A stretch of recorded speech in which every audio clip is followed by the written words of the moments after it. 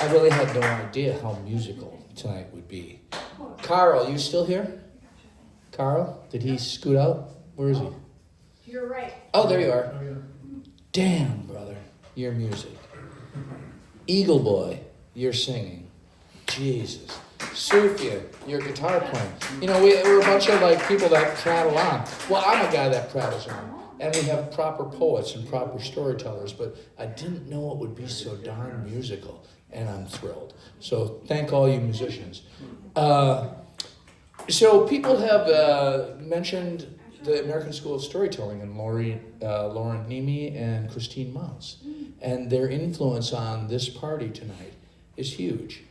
And Lauren fosters the skills of great poets like John and Christian and so on, and endures me, I guess. Do you? You quiet, Christian. But I'm just so grateful for all of this. But I am also embarrassed because I'm fucking up a bunch of stuff. That's sort of my specialty, is fucking up. We got the sign-up lists, for example. Late show, early show. And there's no time. It's just late and early. It doesn't say, 8 to 9, 10 to 11, late and early. And Lauren's standing by the list, and I'm standing by the list. And he's like, what are the fucking times? They're not your words, those are my words. You're like, what times? And I'm like, oh, geez. So we're trying to figure it out here, but wouldn't you say, as a consecration of John Carlson's storytelling lair, that this is one hell of a night? And then, hello. Thank all of you. Yeah. And so not only do I mess up the list, I come up and I'm supposed to call the next person on. And I don't have my list. My wine soap, thanks to Christopher. Yes. Now, this is a little bit like March 6th. Next up, March 16th. Because somebody's got some pretty wacky penmanship. The first things that morrey. Dude. Come on, get your cursive together. Morrey, what's your last name, Morrey? This is another veteran of the American School of Storytelling. This is our Finnish guy. Are you going to finish tonight? Doesn't that sound like a thing a perv asks you on a date? Kill it, buddy.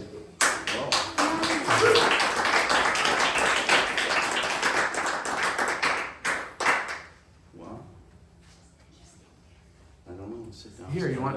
I'll get you something. I don't care.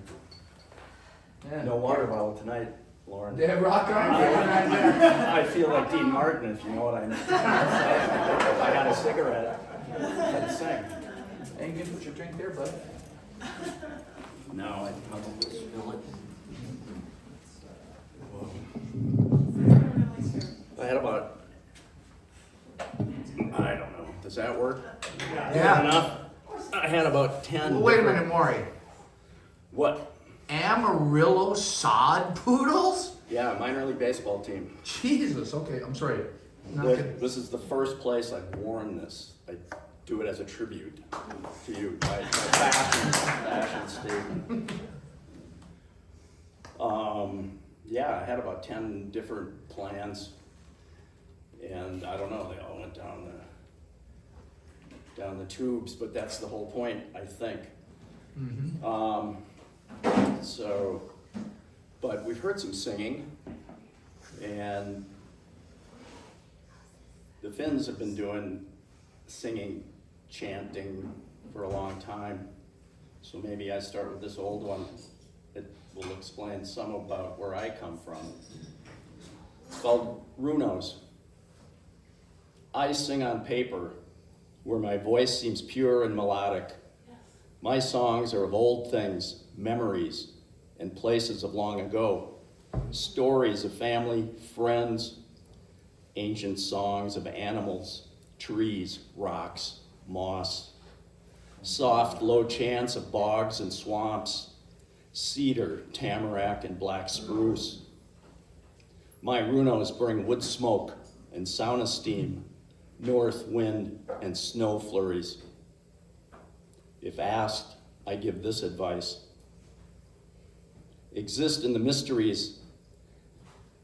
Sit still near water, hear the unending sounds, no beginning, no end, only flow. Water whispers and chuckles and sings.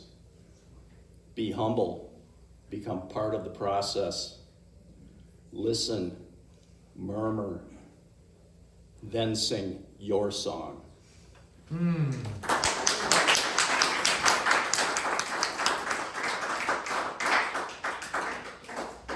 It's kind of crazy. I turn 75 tomorrow. What? What? Yeah! I know. Who knew? Who knew? And Earth Day just happened, so, you know, later I had to share the 26th with Chernobyl, unfortunately. And it kind of adds that spooky relief. But this one's kind of a reminder. I mean, when I was growing up, to see an eagle was a big deal. There weren't many around, and when I visited my relatives in northern Minnesota, if someone knew where there was if someone knew where the eagle nest was, we would drive an hour to go see the eagle's nest on Little Split Hand Lake south of Grand Rapids and hope to see the eagle. That was a big deal. And then America somehow managed to get sensible for a little while. And Rachel Carson helped get the word out, and now I see eagles a lot, but every time I see the eagle, it's a special, special time. Sunset full moon. Walking on the ski trail at 6:05 p.m., March 23rd, the full moon rising in the east reflects off my face, while the sinking sun illuminates the snow from the west. Old ski tracks stand in relief as the compacted trail recedes.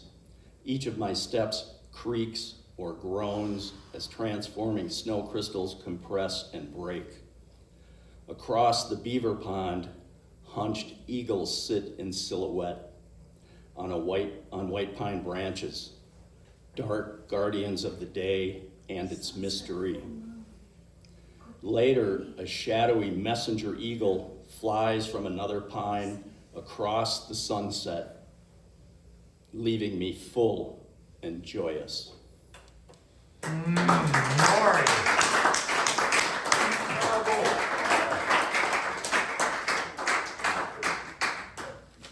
Well, here's one that's never been heard by human ears. Well, I guess maybe my ears count, so it's been heard by one human or semi-human, me. A couple weeks ago, I went to Ely for my first ever poetry workshop. I wanted to find out, well, what do these real poets do, you know? And I'd seen this thing on Facebook about the League of Minnesota Poets, and I was like, okay. But really, it was a secret trick. It's like, well, I'll sign up for this and I'll go up there to see the poets and maybe learn something about poetry. But at the same time, I get to go to the Ely steam sauna, a sauna that's been in operation publicly in Ely since 1915. And as a Finnish American, that's a big deal to me, and I've never been there. So the first thing I did on that Friday night before I went to the open mic party is I hit the Ely steam sauna, and it was like, all right, this is a good trip. I could go home now. This is so awesome. But at that open mic, somebody read, and one of the poets, I think maybe it was Sheila Paka, who's also a Finnish American, was asking people in the audience to think about things like, how do you identify? You know, if you have to describe yourself, how do you do it? So I'm an anxious guy, so I started making a list when I should have been listening, but the first thing I did was list all the jobs I ever had, and I'm like, holy shit, I had a lot of really shitty jobs for a long time. Not good. Can't identify, house painter, beer can smasher in a recycling play, some bad jobs. So then I thought, well, but I've had multiple careers, as a grad student, almost historian, house painter, soccer and cross-country ski coach, athletic administrator at a small college. Oh, yeah. But that's not what I do now. How do I identify myself? So then I was like, well, not really sure. I'm here with the poets. But the one thing I mostly thought about was I did always describe myself as an American, but that never quite felt right either. And then I realized, and that's what this is about, this is mostly how I identify, because I spent a lot of time with my mother's people growing up. Finn boy, growing up in America during the 50s and 60s, I was saddened to see America borrowed sauna and used it as a false front for sex parlors. In those days, when people in cities or non-Finnish America talked about sauna, it was lurid or whispered, while in my family, it was a place of community, cleansing, and contemplation.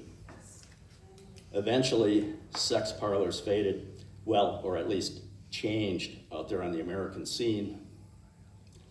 Then in the 2000s, when health hipsters needed a new trend to market, they claimed the discovery of sauna culture. Started wearing felt hats, sauna caps, never heard of those from my Finnish relatives. They were doing extreme rituals of heat and cold plunging, adding guided, authentic experiences, but never seemed to be able to pronounce it correctly. Sauna.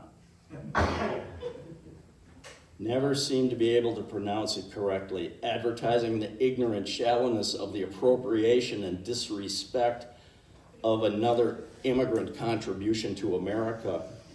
Let the cash registers ring, but throw us a bone. Just say sauna, for fuck's sake. That's not too much to ask, is it? You can say champagne, bolognese, croissant, Des Moines. Come on. How hard is sauna?